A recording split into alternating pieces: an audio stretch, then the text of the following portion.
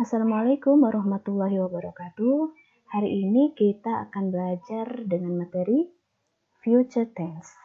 Jika kemarin sudah belajar tentang apa itu simple present tense, yaitu pola kalimat yang menunjukkan waktu atau peristiwa atau situasi yang terjadi secara berulang-ulang atau kebiasaan atau jadwal ya yang terjadi secara setiap hari gitu ya. Kemudian di simple past tense kita belajar tentang pola kalimat yang di dalamnya menunjukkan waktu atau peristiwa kejadian yang sudah terjadi di masa yang lampau dan tidak ada kaitannya dengan masa kini. Dan di sini di future tense kita akan belajar tentang situasi pola kalimat pada situasi atau peristiwa yang akan terjadi. Atau seperti saat kita dalam sehari-hari membuat suatu rencana seperti itu ya. Apa yang akan kita lakukan besok, apa rencana kita untuk bulan depan, kita mau membuat apa, kita akan melakukan apa, itu kita akan menggunakan pola kalimat ini yang mengandung future tense ya. Biasanya dalam pola future tense ini kita menggunakan be going to dan will ya. Be going to itu biasanya dalam sehari-hari dibacanya itu menjadi gonna ya, gonna. Jadi be going to atau gonna. Dan ada will juga. Nah, ini bisa fungsinya untuk prediction ya. Prediction membuat perkiraan besok apa yang akan terjadi kira-kira, atau nanti apa yang akan terjadi sih. Suasana sudah mendung, langit sudah mendung, prediksi kita berarti apa? Oh, berarti ini akan hujan nih. Nah, seperti itu ya. Jadi akan hujan karena langit sudah mendung misalkan. Kemudian ada prior plan juga, itu rencana ya.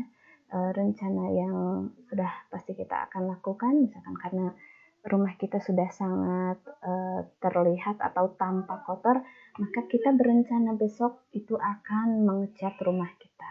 Nah, kemudian ada juga willingness ya, atau kesediaan untuk melakukan sesuatu. Kita ke contoh. Untuk pola yang pertama, ada going to ya. Bagaimana sih pola yang menggunakan going to itu? Nah, untuk yang menggunakan going to, kita jangan lupa menambahkan to be ya setelah subjek. Jadi di sini ada subjek plus to be plus going to dan plus verb one. Jadi untuk yang simple future tense ini kita gunakan verb 1 ya, tidak seperti simple past tense dan ya present tense untuk yang orang ketiga tunggal. Di sini kita murni gunakan verb 1 saja. Polanya subject to be going to plus verb 1. Kita ke contoh. I'm going to read my book next Monday. Ya. I'm not going to read my book next Monday. Am I going to read my new book next Monday? Nah, di sini subjeknya ada I, kemudian to be-nya ada am, karena subjeknya I maka to be-nya di sini am. Nah, kemudian ini ada going to read. Nah, kita jangan sampai terkecoh dengan going to. Nah, going to di sini bukan berarti pergi ya, tapi going to di sini artinya sama dengan will, yang artinya akan. Jadi di sini going to bukan pergi, tapi akan. Nah, karena kata kerja utamanya di sini ada verb satunya yaitu read, maka di sini ini untuk kata bantu ya, going to read my book next Monday. Nah, untuk kalimat negatifnya itu sendiri kita tinggal tambahkan not di sini. Jadi I'm not going to read my book next Monday. I'm not. Nah, jangan lupa pakai not setelah to be-nya.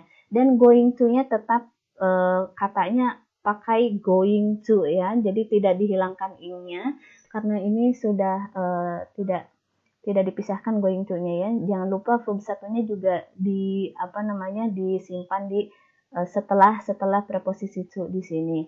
Nah, untuk kalimat interrogatif atau kalimat tanyanya seperti biasa, kata bantu atau to be-nya itu kita letakkan di depan. Seperti ini, am I going to read my new book next Monday? Seperti itu. Kemudian, contoh berikutnya, kalau tadi ini karena subjeknya I, to be-nya di sini am ya. Nah, ini untuk yang she, to be-nya adalah is. Nah, seperti ini, she is going to buy a new car tomorrow. Dia akan dia akan membeli sebuah mobil baru besok. She is going to. Nah, ini to be-nya is, kemudian going to-nya. Tetap ya, going to, ini baru verb satunya. Buy a new car tomorrow. Kemudian untuk yang kalimat negatifnya, kita tambahkan not atau juga bisa disingkat menjadi isn't. Ya, isn't ini dari is plus not ya. Is ditambahkan not. Going to-nya tetap di sini, jadi she isn't going to buy a new car tomorrow. Untuk kalimat interrogatifnya itu sendiri sama dengan yang di atas, to be-nya kita letakkan di depan. Is she going to buy a new car tomorrow? Nah, itu jadi sama dengan kalimat yang lain ya. Untuk pola interrogatif, to be-nya kita letakkan di depan. Going to-nya jangan sampai dihilangkan karena di sini ada verb utamanya juga. Nah, sekarang kalau tadi pakai verb utama ya, main verb, pakai kata kerja utama, sekarang kita gunakan yang menggunakan komplement. I am going to be late. Saya akan terlambat. Jadi di sini tidak ada main verb-nya ya. Karena di sini menghadapi komplement atau kata sifat ya. Saya akan terlambat. I'm not going to be late. Saya tidak akan terlambat. Am I going to be late? Apakah saya akan terlambat? Nah, untuk pola yang ini yang menggunakan komplement itu I'm going to plus be-nya jangan lupa karena di sini tidak ada verb utama, tapi adanya komplement yang berupa kata sifat ya. I'm going to be late. Jadi jangan lupa ya untuk yang di sininya kata sifat atau kata keterangan pakai be lagi di sini.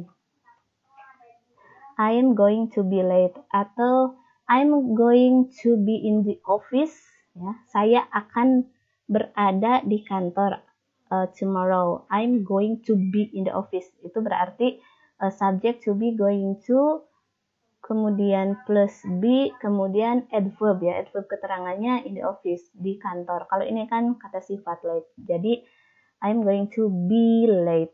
Jadi tidak ada verb one-nya setelah going to ini. Tidak seperti pola yang ini ya. Going to verb one. Kalau verb one ini kan jelas read, buy itu verb one. Nah, kalau di sini tidak ada verb one-nya, karena di sininya menghadapi kata sifat. Ya. Saya akan berada di sana. I am going to be late. Saya akan terlambat. I'm not going to be late. Ya, saya tidak akan terlambat. Atau I'm going to be there. I'm not going to be there. Am I going to be there? Nah, to be going to be gitu ya. Untuk kalimat nominal yang tidak ada main verb-nya. Nah, kemudian yang kedua kita bisa gunakan will selain be going to. Nah, untuk will ini untuk yang negatifnya kita bisa tambahkan not, will not, dan bisa disingkat menjadi won't. Kita disingkatnya menjadi seperti ini ya, won't. Di sini menggunakan main verb setelah will. Subject, will, verb one plus object. Objek di sini opsional, boleh pakai, boleh tidak. Ya. I will write an email atau I'll write an email. Dibacanya I'll ya, I'll. I will write an email. I won't write an email. Will I write an email? Nah, ini will-nya seperti ini ya, bisa disingkat seperti ini I'll. Ini verb satunya, jadi verb satunya murni verb satu tanpa ada tambahan s dan sebagainya. Tidak menggunakan verb 2 juga, jadi di sini murni menggunakan verb satu saja. Contoh lain, tell your teacher about your problem, she will help you. Beritahu gurumu tentang masalahmu, she will help you, dia akan membantumu. Nah, ini untuk fungsinya yang will. Untuk yang willingness ya. Tell your teacher about your problem, she will help you. Dia akan membantumu. Nah, kalau tadi will plus verb one atau main verb ya, sekarang kita ke yang nominalnya yang tanpa main verb ya. Seperti di sininya kita bisa gunakan kata keterangan atau adverb ya. Adverb of time, adverb of place dan sebagainya. Jadi di sini setelah will-nya kita gunakan be. Jadi polanya subject, will, be, complement. Yang di sini bisa adjektif, bisa adverb dan bisa noun. Contohnya, I will be there tomorrow. Saya akan di sana. Saya akan berada di sana besok. I won't be there tomorrow. Saya tidak akan berada di sana besok. Will I be there tomorrow? Apakah saya akan berada di sana besok? Ini untuk yang keterangannya, karena di sana there ini termasuk adverb of place. She will be shy when she meets you. Dia akan malu saat ketemu kamu. She will be shy when she meets you.